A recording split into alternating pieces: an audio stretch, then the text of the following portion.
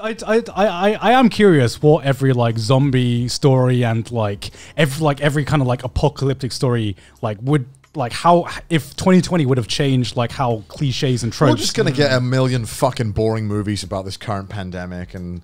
You know, can you make an exciting movie about the pandemic? I mean, they tried to do it with 2012, right? They made one like in 2006 or something with like who was it? Oh, it was Pandemic, right? That one. It was literal Pandemic. There's like a few movies that that are like worryingly close to like what happened. Yeah, there was the one that went viral. I think I saw it last year. Where it was like crazy. It's like, well, that could never happen. Yeah. But like in the movie, there was like a pandemic that was like completely, obviously named something completely different, like years before, and I think it got viral because people found it on Netflix and started watching it. And the the plot is that there was a virus that was started in China through bats.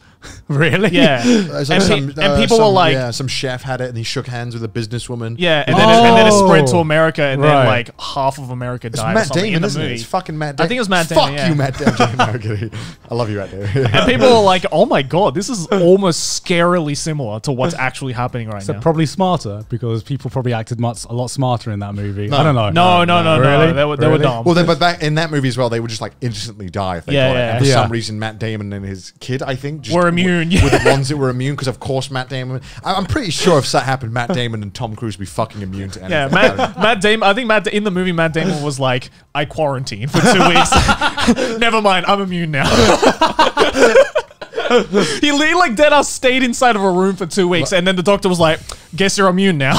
It's a pretty good movie. Have you watched it? I've just seen clips of it online. Did you watch it? Contagion. It's pretty good. It's pretty funny watching it now, being like, yeah, that's fucking weird. It must be weird watching it during the pandemic and being like, this is uncomfortably close to what's happening now. It just makes you realize like how lucky we got that it could have been way worse. Like it could have just immediately killed people. Yeah. Because I think, we've obviously gone through a really harsh period right now, but I feel like humanity really just got like we got the best warning sign. Yeah. This was the best warning sign that we could have gotten. And I say this obviously knowing that, it's a fucking tragedy. How many people have died? But the scary thing is that it could have been so much fucking worse than it was. And this was kind of like the worst case scenario for how easily transmittable this virus could have been. But in terms of its actual effect, it could have been a lot worse. Yeah. And I say this with the fucking awful results we've gotten so far.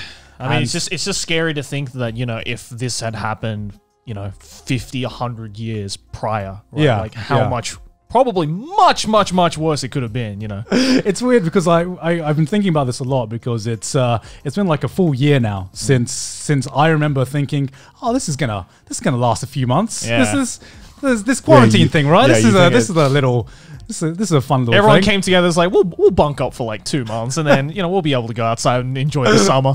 That never happened. I remember the joke was like, oh, anime nerds, haha. I was born for this. Yeah. And then you realize pretty soon that there's a big difference between choosing to stay home and being forced to stay home. I don't know what it is, but there's a big fucking difference.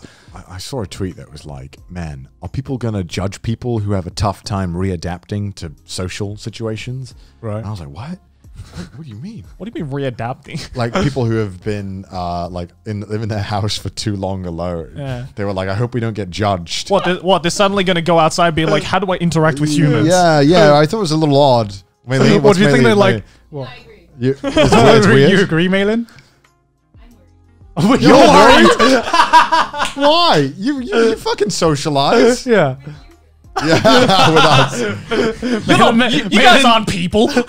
Malin's like, I've been in the joint for too long, man. I don't know how to reacclimate to society. But it was just like, when you see shit like that on Twitter and it was just read something like, it was like, they made it out like it was way more serious and like a big issue than it was. And I'm like, bro, it's literally talking to people. What do you mean? How is this not second nature to you?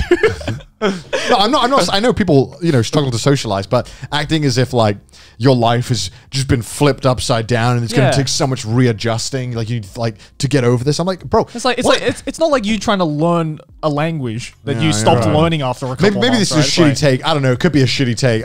I was just like, what? Am I dumb? Am I dumb? Well, you're obviously not part of that, right? It's hashtag not relatable. Obviously, I know I'm quite extroverted, and I obviously can't sympathize 100% with all introvert problems, #XD, hashtag introvert problems, whatever. But like, you know, I mean, to me, I was like, it kind of seemed like they were trying to make it like, I don't know, because sometimes Twitter does this where it's like, guys, I have a problem. Guys, I need to tell you about my problem. Guys, please, come on, fellow problem. I believe that's called first world problems. Yeah, maybe. Yeah. Maybe. Yeah. Where it's like the woe is me, right? Well, I don't know. Like, I can kind of understand, but at the same time, how is it going to be different? Like, how is it that much different from what you were like before? Yeah, right? it's like it goes back to normal. It's Yeah, I mean, it's like no one's gonna force you to go outside after the pandemic. If anything, people are probably gonna be still wary about it. We'll just go back to the situation of people choosing to be inside rather than being forced. Taking a flight, God. Going on a plane. It's like Traveling? if you loved being inside before the pandemic, you're probably still going to be inside after the pandemic. Let's be real. No one's like, the police aren't going to come in being like, all right, you've been in this room for too long. All right, get the fuck out. Get the fuck out. You gotta. Spilled a little bit of water on myself. You just missed your mouth. It's been